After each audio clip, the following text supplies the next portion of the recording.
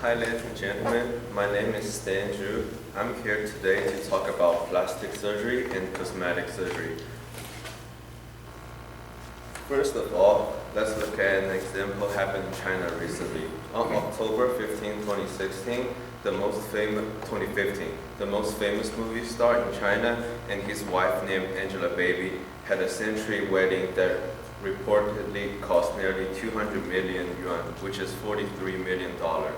Both Chinese and foreign media reported this crazy event. Inside their wedding, the over-the-top affair took place at the Shanghai Exhibition Center, a 200,000 square foot space with 2,000 of the couple's closest friends in attendance. The venue was decorated in pink and purples, with the hall transformed into romantic fair style set straight out of the movie. Those are the pictures of the event. So, when you guys hear the story, you probably will ask why it connects to my topic.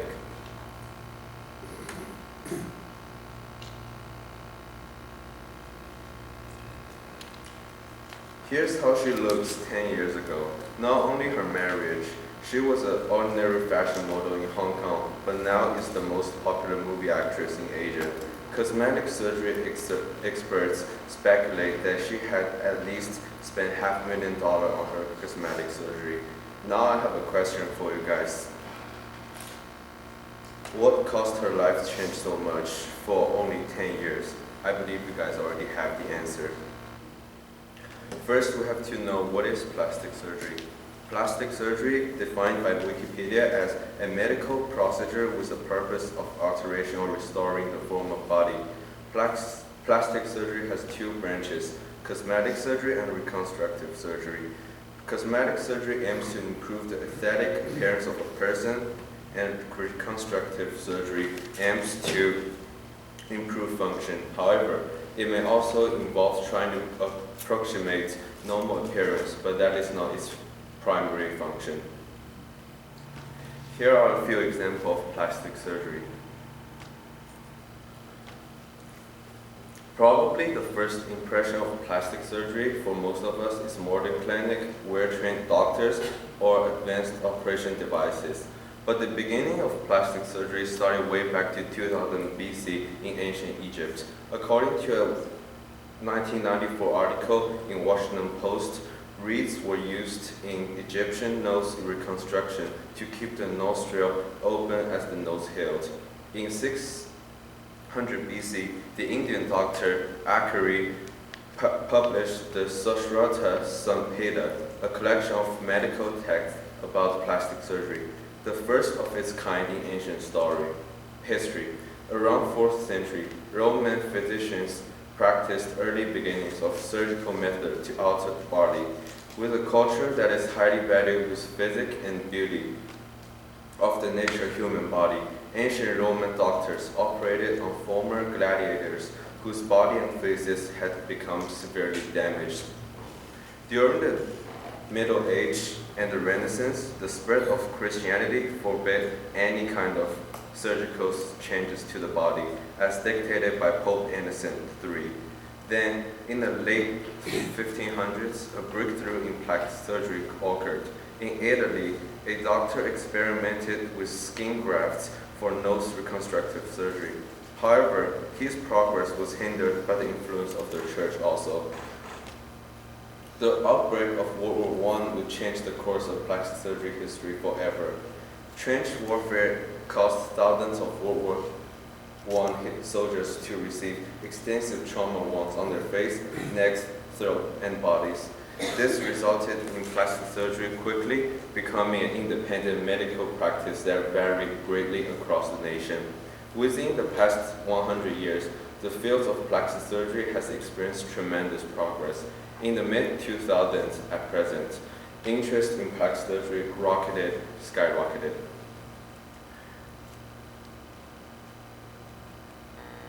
Now, let's move to what is going on in this world right now. The figures from the International Society of Aesthetic Plastic Surgery, known as ISAPS, show that there were more than 20 million surgical and non-surgical cosmetic procedures performed worldwide in 2014.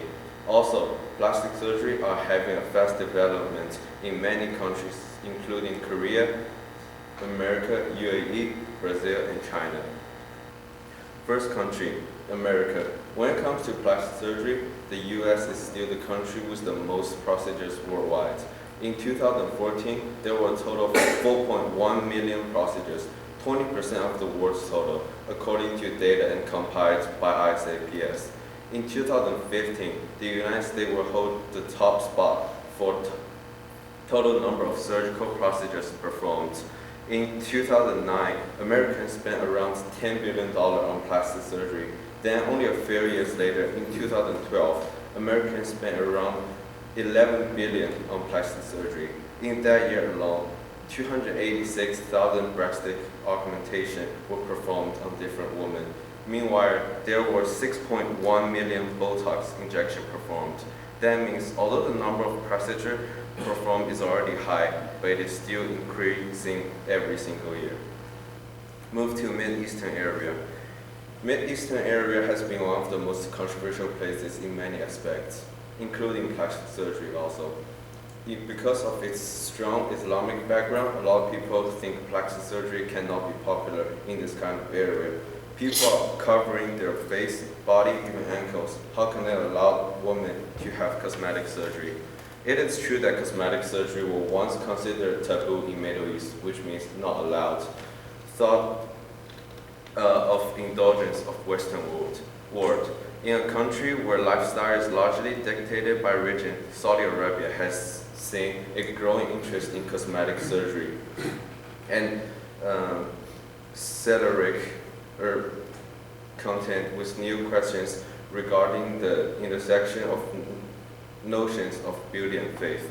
According to another study conducted by ISAPS, Saudi Arabia ranks 28th among the top 30 countries with the highest rate of cosmetic procedure in the world with their $213 million on plastic surgery. Not only Saudi Arabia, one of the most wealthy countries, UAE, is experiencing the hit too. Sarah, my relative who married an Islamic businessman in Abu Dhabi 15 years ago and had 2 kids right now, told me that people there are accepting this new technology very well.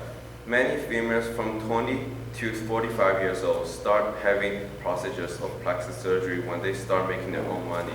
But traditional Muslims in some countries will choose not to have cosmetic surgery still. There are not as many clinics as in UAE as other countries.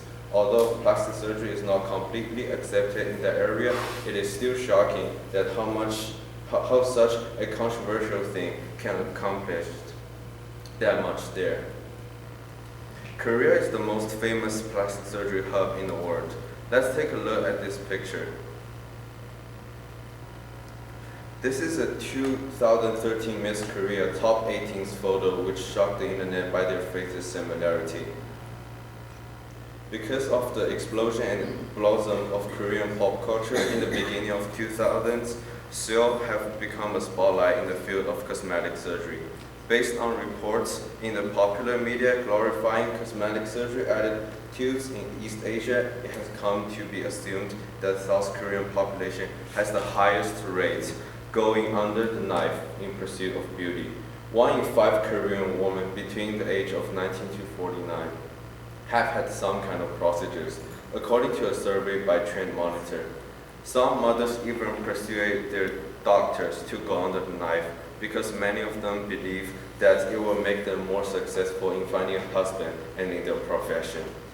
My friends born in Korea, Kim, she told me sometimes school give promo code of cosmetic surgery for the scholarship. As we can see, this is a country which supports a lot on plastic surgery, especially cosmetic surgery. In Korea, there's a special kind of tourism called medical tourism, which means that people from other countries came from Korea for plastic surgery.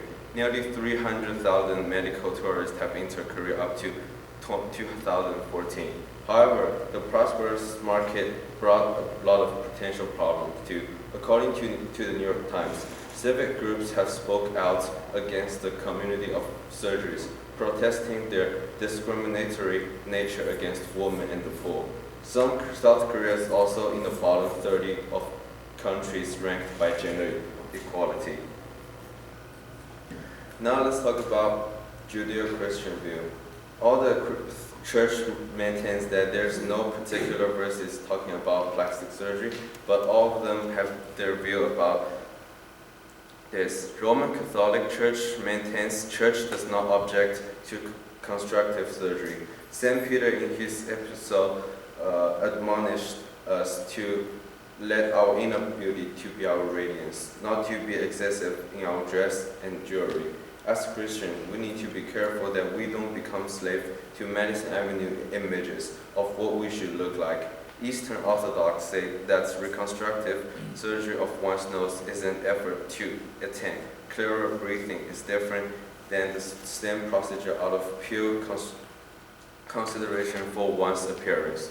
Cosmetic surgery performed out of concern for appearance could proceed from or lead to the sin of pride and vanity. Church of Nazarene think that our body is a temple and we are made into God's image. So we are perfect in God's mind. All our body parts are perfectly created by God. The reason people having cosmetic surgery is that people feel not perfect about their appearance themselves, but not from God. All then bring out one verse from Corinthians 6:19-20.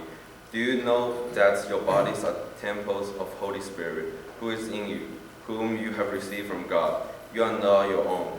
You were bought at a price. Therefore, honor God with your bodies. The biggest religion in Asia, Buddhism, have their own opinion too. Two branches of plastic surgery have totally different functions, but both have certain benefits to the patient. So long as the action is beneficial and is not harmful to oneself as well as to others, there is no valid reason to object. However, as for physical enhancement, cosmetic surgery, there is the danger of the person going overboard to be addicted and totally dependent on this method to maintain their beauty forever. Obsession with beauty and of physical appearance is also a sin. In the view of Islam, cosmetic surgery are often in conflict with Islamic law. Only reconstructive surgery are deemed acceptable. Procedures that would change for beautification purpose are generally considered distasteful. In the Quran, changing your physical body is not a harm but a sin because you have tried to change appearance that God created in His own primary state. No doubt, one main reason causing the germination of plastic surgery is that people now are considering physical appearance very important than people any other time. So what caused the situation? First, social media. Selfies are the Oxford for year in 2013. Ever since then, it has become a normal part of modern society. Men, women, young and old upload their own pictures to social media, such as Instagram, Facebook, Snapchat, and Twitter. Even though the act seems innocent, it is causing a rise in plastic surgery. According to Huffington Post, there have been multiple people who have gotten cosmetic surgery done with the sole purpose looking more attractive in selfies. Since social media is causing people to become more aware of their looks, it has caused a spike in interest of plastic surgery. Second is the indirect guidance and ignition from icons these days.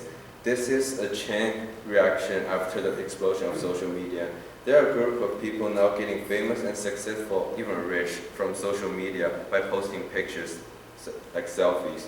A 17-year-old Kylie Jenner is one of them. She's the most famous and the most controversial girl by her eminent family and gigantic change from tons of cosmetic surgery, performed through only 2 years.